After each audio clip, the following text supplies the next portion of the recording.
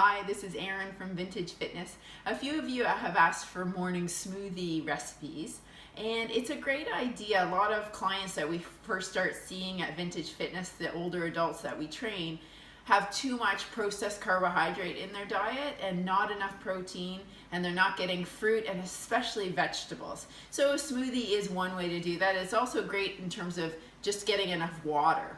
So here's my smoothie recipe. You could substitute lots of things. It's definitely not a science. It's quick and it's healthy.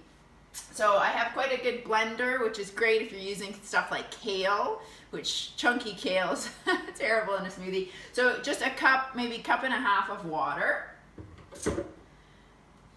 Some sort of whey protein. I quite like this Vega Sport. I like the taste of it. In the health food store, just look for and ask for a good quality protein. If you are sensitive to dairy, you can do a pea protein. You can actually do cricket too if you're adventurous. So a scoop,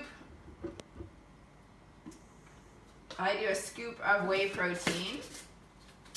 I like to use sort of greens, a Greens Plus. This one is BioSteel. I also use Greens Plus. I mix it up a little bit. A scoop of that.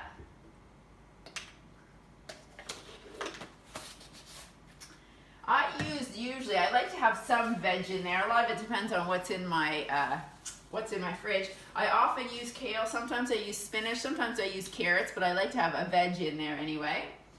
And then a fruit, just to make it sweeter. So this is leftover strawberries from last night. We'll use some of those, and again, half a cup maybe to a cup. Just, I'm not maybe as precise as I could be. I also like to put in a few ice chips just to make it so it's a bit colder.